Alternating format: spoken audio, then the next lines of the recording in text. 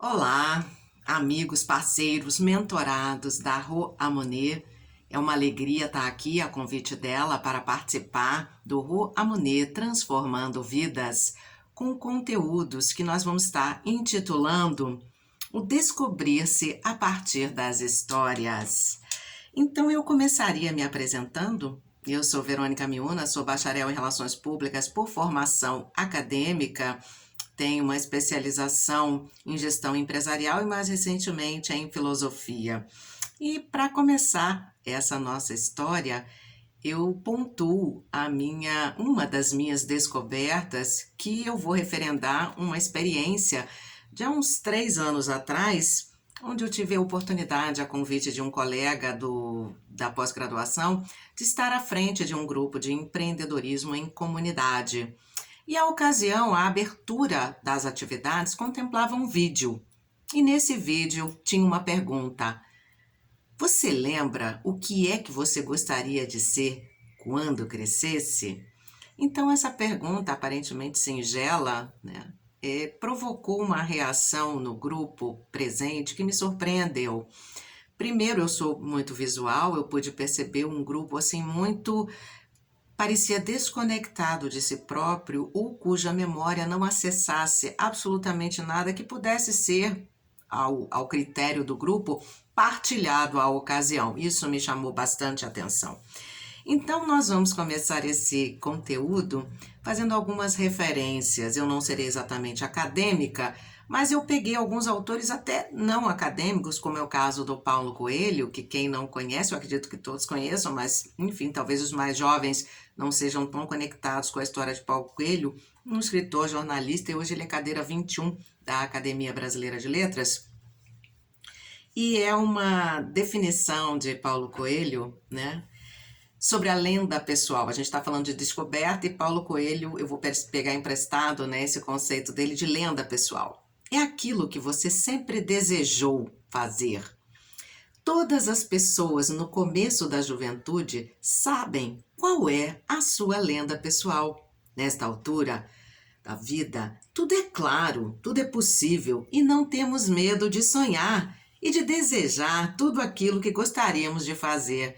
Esse trecho é do Alquimista, um livro dele que foi best-seller, acredito, década de 80, e está bastante atual no que se refere ao conteúdo. Então eu faço a abertura colocando o tema, o descobrir-se a partir das histórias, faço uma pontuação com essa minha primeira experiência, o que seria um primeiro despertar, através desse grupo, onde a palavra sonhar foi colocada em questão, e eu vou colocar esse sonhar num paralelo com o descobrir-se.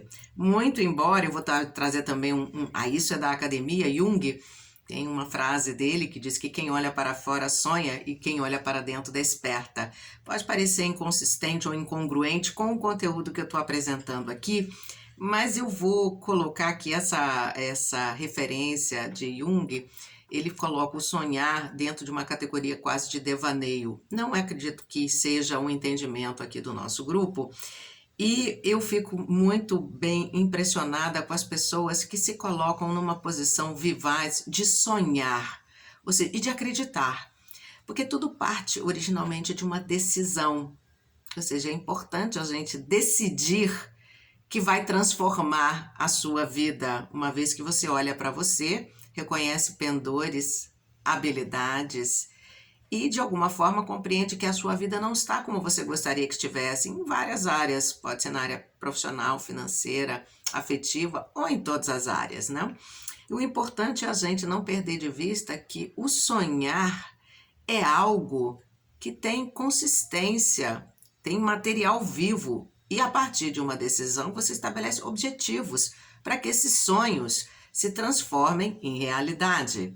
Quem não lembra, na década de 90, quem tem memória ou quem gosta do samba enredo da Mocidade, sonhar não custa nada, o meu sonho é tão real. Então, essa questão da realidade, transformar o sonho em realidade, está ligado também a uma decisão do estabelecimento de objetivos e de atitudes congruentes para a realização desse sonho, o que não significa dizer que isso vai acontecer prontamente.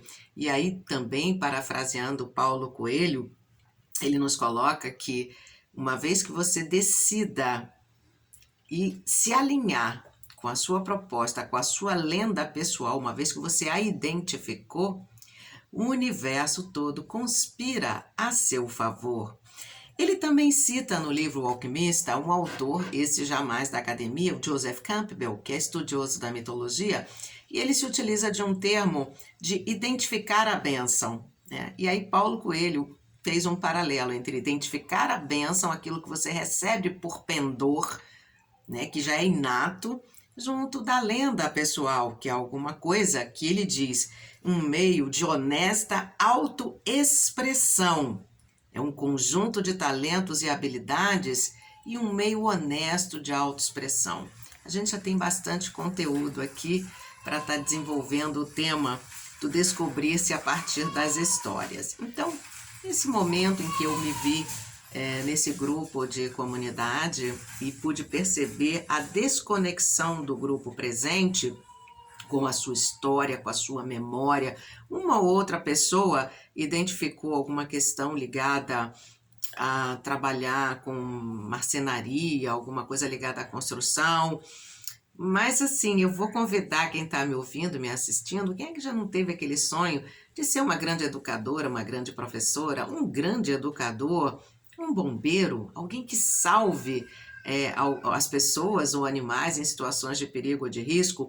Então, nesse momento que nós estamos sonhando, nós projetamos muitas das nossas características, habilidades, pendores, numa determinada situação. Então, são essas as características e atributos que são importantes serem percebidos, para que você, então, tome posse dessa bênção e você identifique, quer num caminho de natureza empreendedora, de natureza empresarial, ou no próprio circuito pessoal, com sua família, com seus amigos, onde você se destaca a partir daquele pendor. É claro que existem pessoas que têm mais de um, mas tem umas pessoas que têm um pendor, um atributo muito forte, que se destaca prontamente.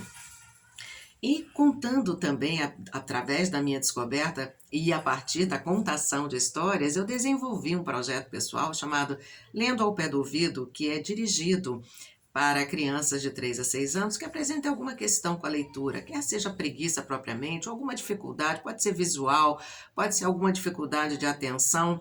O fato é que eu desenvolvi, são 20 áudios, onde eu coloco breves histórias a partir das vogais, porque é um período em que a criança ainda não é alfabetizada completamente, não tem a sua parte linguística desenvolvida, mas a sua imaginação, a sua cabecinha é um receptáculo. Então, por que não introduzir para essas crianças insumos, partes de momentos em que ela possa estar observando o seu cotidiano e, a partir dessa observação linkada com as vogais, ela construir também a sua própria história.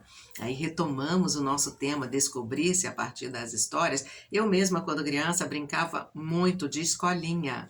Bom, sou professora. Então, o que a gente traz aqui também por algumas experiências que, vamos dizer assim, deram muita riqueza à minha vivência profissional. Quando eu era criança, eu gostava muito de dançar. E à época, a minha família é uma família modesta, e você fazer algum curso ligado a danças como atividade extracurricular, que tinha o colégio, né? Era uma coisa que certamente o poder aquisitivo dos meus pais à época não contemplava. Passou-se o tempo, eu já tinha mais de 40 anos e eu estava em processo terapêutico e num determinado momento surgiu uma proposta pessoal de eu rever as minhas memórias, aquilo que eu deixei para trás à época pelas condições e por que não colocar na pauta essa realização. Veja que a conspiração é tão interessante que eu soube, não me recordo agora como, que a academia da Deborah Coker tinha sua academia muito próxima do endereço residencial, à época. E eu fiquei pensando, logo a mente dispara, né, uma série de críticas. Nossa, você tem mais de 40 anos, não tem história com dança, imagina, você vai lá fazer o quê? Bom, enfim, deixei essas palavras transitarem e me dirigi. E lá fui muito bem recepcionada e comentei que eu gostaria de participar. Ela me mostra a grade dos cursos e eu fui surpreendida que tinha dança contemporânea iniciante adulto. Eu disse, bom, mas e aí, como será? Será que eu posso participar? Ela disse, ué, claro que pode. E à época o professor Ayrton Tenório, um grande coreógrafo, uma pessoa muito experimentada, me recebeu prontamente. O grupo era um grupo muito jovem mesmo. Mas o que eu percebi nesse trabalho com a dança? Que ele nos colocou em contato, à época, com Pina Bausch, foi até o ano de falecimento dela, e a nossa coreografia de final de ano, e eu me apresentei. Nessa academia, fiquei por 4 anos e me apresentei no João Caetano, num grupo de dança. É claro que não era o grupo profissional dela, mas essa atitude era uma atitude profissional, até porque a Débora Coker falava, olha, todos os grupos aqui serão tratados de maneira profissional, mesmo que vocês não sigam a carreira de dança. Então, estudando o Pina Bausch, eu pude, assim, descortinar algumas questões. Uma delas, que eu considero até um preconceito meu, que eu vou partilhar com vocês, estava ligado à idade e à questão do estereótipo físico. Não se trata de uma questão de estereótipo, de estética. Pina Bausch trabalhava no grupo dela com pessoas a partir de 45 anos até mais de 60. E o respeito dela à expressão, ao trabalho do corpo, foi para mim, à época, transformador. Então, eu coloco para esse grupo essa história que um dia povoou a minha imaginação, que era querer dançar. Por que é uma história? Porque povoava a minha imaginação e eu colocava, na época era eletrola, vitrola, e dançava sozinha em casa, né? E sem essa conexão de que algum dia aquilo pudesse ser verdade, uma vez que à época eu já sabia que eu não poderia estar cursando uma academia. E hoje isso faz parte da minha história. Por que eu faço essa separação? Porque conceitualmente, né, o dicionário mesmo diz, quando a gente fala de histórias, são narrativas ficcionais. E quando a gente fala história com H, está referendando fatos pretéritos cujos registros constam e podem ser nominados referentes a uma determinada história. Então eu faço esse trocadilho para consubstanciar esse tema, descobrir-se a partir das histórias e fazendo um link, um contraponto com a experiência que eu vivenciei naquele meu primeiro ponto com a comunidade, com aquele vídeo de abertura de trabalhos de empreendedorismo sobre o que é que você quer ser quando crescer. É claro que não estava na minha ideia, nem na minha história, ser dançarina ou bailarina, mas poderia estar na história, no imaginário de alguma daquelas pessoas, porque boa parte dos profissionais de dança em algum momento sonharam em serem dançarinos, bailarinos, e isso se traduziu na vida prática como profissionais da dança, que têm muito respeito, porque é um trabalho que exige bastante, a questão disciplinar, então, é bastante intensa. Então, essa seria a minha primeira partilha. A minha segunda partilha está ligada às artes. Eu sempre fui muito ligada às artes plásticas. Quando estudava no colégio, eu tinha uma dedicação intensa nessa cadeira de artes plásticas. Na época, a academia intitulava-se Academia de Belas Artes, tinha até aquela escola muito conhecida do Parque Lage, Escola de Artes Visuais, se não me falha a memória. E eu sempre ficava depois da hora com a professora. Tamanha a minha alegria, o meu empenho. E eu, na verdade, eu não desenhava traço livre, eu fazia cópias, né? E quando eu estava no colégio, a época do profissionalizante, nós fomos chamados para participar das palestras, né, das profissões. E quando me perguntaram, e aí, o que você vai querer ser? Eu dizia, bom, eu quero ser médica, trabalhar com criança na pediatria. E assim me mantive na área biomédica da escola para estar com conteúdos mais adequados à minha escolha profissional. Qual não foi a minha surpresa que eu fui me distanciando e na hora da inscrição para o vestibular me inscrevi para comunicação e me inscrevi para desenho industrial. Eu passei em ambas as cadeiras e durante um ano eu fiz as duas faculdades. Só que para fazer desenho industrial eu necessitava realmente de um aporte de recurso, porque as cadeiras como Desenho técnico, história da arte, fotografia exigiam aporte de recursos. E eu comecei a trabalhar cedo. Fim do ano, eu deixei desenho industrial e continuei na comunicação com habilitação em relações públicas e comecei a trabalhar inicialmente em publicidade. Passou-se o tempo, um bom tempo, acho que quase 30 anos, ou um pouco menos, e meu sobrinho foi contemplado na Faculdade de Arquitetura da Universidade Federal do Rio de Janeiro, que nos deixou com muita alegria.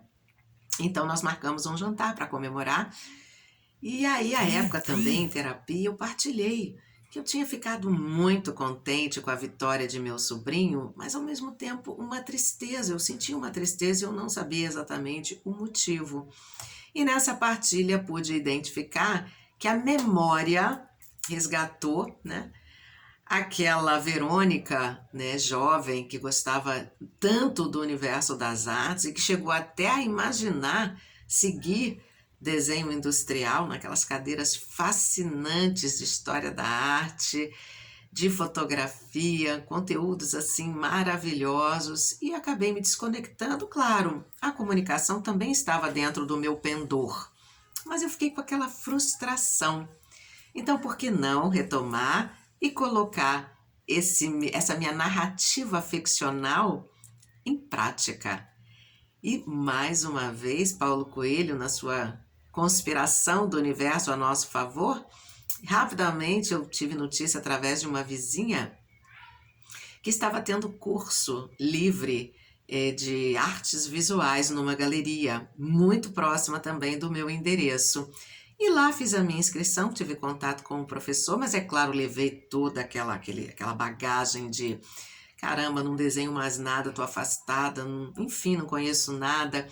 E o professor, um profissional de artes visuais chamado Jouto Gomo, ele morou muitos anos no Rio de Janeiro, mas hoje ele voltou ao Rio Grande do Norte, onde é sua origem, né? E é um profissional muito renomado, tem seu grupo de arte contemporânea chamado Gomo. Comecei com ele as atividades e foi um grande despertar. Eu vou usar esse despertar até para fazer um ponto a ponto, quando Jung falou quem olha para fora sonha, e eu fiz essa referência como fosse um devaneio, não um sonhar propriamente, como eu estou tratando aqui nesse conteúdo, e quem olha para dentro desperta. Então vocês vejam, realmente é um movimento onde a gente projeta e recebe. Então, nessa projeção, onde eu trago essa narrativa de infância e adolescência, eu tive o meu despertar, e a partir desse despertar eu pude me descobrir, por exemplo, criativa. E quando a gente fala criativa é muito difícil, porque a criatividade é um espectro muito amplo, e eu me concentrei à época, até porque perdi o traço, eu já não tinha o traço livre, eu fazia cópias, mas eu também não estava tão conectada com as cópias, então eu me concentrei nos trabalhos de fotocolagem e fotomontagem. E à época ele se desincompatibilizou dessa galeria, voltou para o Nordeste e assumiu a cadeira, uma artista maravilhosa chamada Marília Jaci. E mais à frente ela se vincula ao Calouste Gulbenkian e eu fui convidada a fazer parte do grupo dela. E para minha surpresa, assim como a Débora Coker, onde eu me apresentei por 4 anos, eu tive a oportunidade de ser convidada a estar num grupo profissional do Multi Artes Calouste durante 3 anos apresentando os meus trabalhos. Então eu acredito que essas duas partilhas que eu faço aqui com muito carinho, muito respeito ao trabalho da Rô, do Transformando Vidas, trabalhando esses conceitos, né, de sonhar, de despertar, que são formas, e aliás são 2 verbos, né? Sonhar e despertar. Sonhar parece que estamos dormindo e despertar estamos acordados. Eu creio que em ambos os verbos nós podemos estar acordados, porque estaremos sempre conectados com o nosso mundo interior. A questão é a gente firmar isso como um propósito de forma consciente. Quem também não lembra aquele samba enredo maravilhoso da Vila Isabel de Martinho da Vila? Sonhei que estava sonhando um sonho sonhado. Então, quando esse sonho sonhado ele é nosso, parabéns. Agora, quando esse sonho sonhado é um sonho projetado, pode ser de um familiar, de uma pessoa importante, ou quando esse sonho sonhado está ligado a questões de subsistência, sobrevivência, enfim, questões que estão desconectadas com os seus pendores e habilidades mais íntimos, eu diria que seria um momento de estabelecermos alguns caminhos, não só para reflexão, para retomar o sonho e, a partir desse sonho, construir os objetivos para que esse sonho, então, se transforme em realidade. Obrigada a todos que me escutam. O descobrir-se a partir das histórias é um desafio que, através da minha partilha, eu pude, assim, passar para vocês como é possível, ok? Obrigada.